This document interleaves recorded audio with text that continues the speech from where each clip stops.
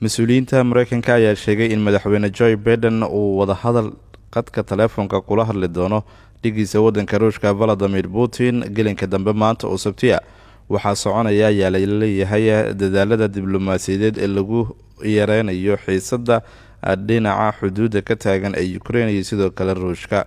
bayaan laga soo saaray aqalka cad ee Mareykanka ayaa waxaa lagu cadeeyay in daandaansi waliba oo Ruushka uu Ukraine uu ku sameeyo ay ka dhalan doonto ayaa la yiri in quwadaha gaashaanbuurta NATO si adag ay uga jawaabaan, waxaana ay keeni doontaa ayaa la yiri in awoodda hadda Ruushka uu ku leeyahay dhinaca gobolka ay yaraato. dowladda Mareykanka ayaa u digtay xukuumadda Moscow, waxaana ay u sheegtay in ciidamadeedii militariga ay diyaar u yihiin inay gudaha ay u galaan wadankaasi Ukraine waqti waliba. waxaa la filayaa ayaa la yiri in madaxweynaha dalkaasi Faransiiska Emmanuel Macron uu nafsad ahaantiisu qadka taleefanka kula hadlo madaxweyne Putin ama safar uu ku tago wadankaasi Ruushka.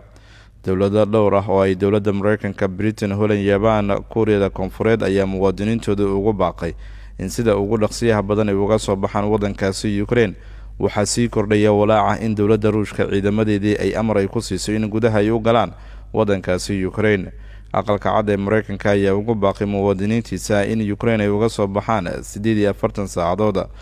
la taliyaha dhinaca amniga qaranka ee Mareykanka ayaa waxa uu shaaca ka qaaday in ay og yihiin ilaa iyo hadda in dowladda Ruushka iyo ciidamadeeda militariga ay weerar xoogan ay u diyaarsan yihiin, balse aysan sheegi karin waqtiga rasmiga ah xukuumadda Ruushka ay amarka ku bixin doonto in lagu duulo dowladda wadankaasi Ukraine. wasaaradda arrimaha dibadda ee dalkaasi Ruushka ayaa bayaan ay soo saartay waxa ay uga warcelisay eedeen dowladaha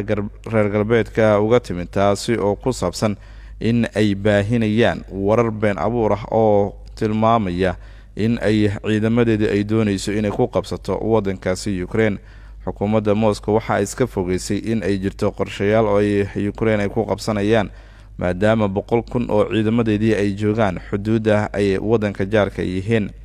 waxaa sii kordhaya xiisada dhinaca Ruushka iyo sidoo kale Ukraine, waxaana laga digayaa khasaare weyn oo soo gaara dhaqaalaha dalka Mareykanka haddii ay dhacdo ayaa la yiri dagaal xoogan oo Ukraine iyo Ruushka u dhexeeya. Ruushka ayaa waxa uu ciidamadii ugu badnaa uu soo dhoobay meel xuduudda Ukraine ku dhirirsan ay Ruushka ay la wadaagto,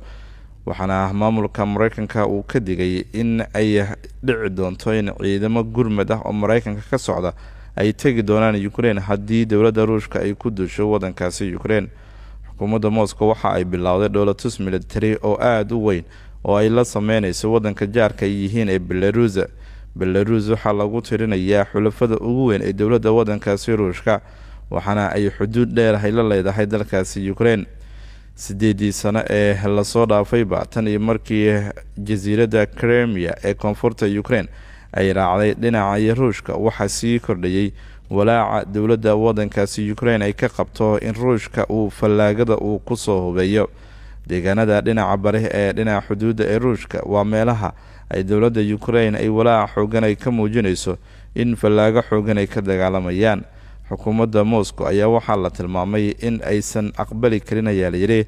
wax waliba oo ku saabsan xumeynta xiriirka bulsho iyo midda dhaqan ee soo jireenka ee Ruushka kala dhaxeeya, balse waxaa la tilmaamayaa in dowladda wadankaasi Ruushka ay iyadu ay qorsheynayso in ay madaxda amaba madaxweynaha wadankaasi Ukraine doorashada soo socota ay ka dhigto nin ay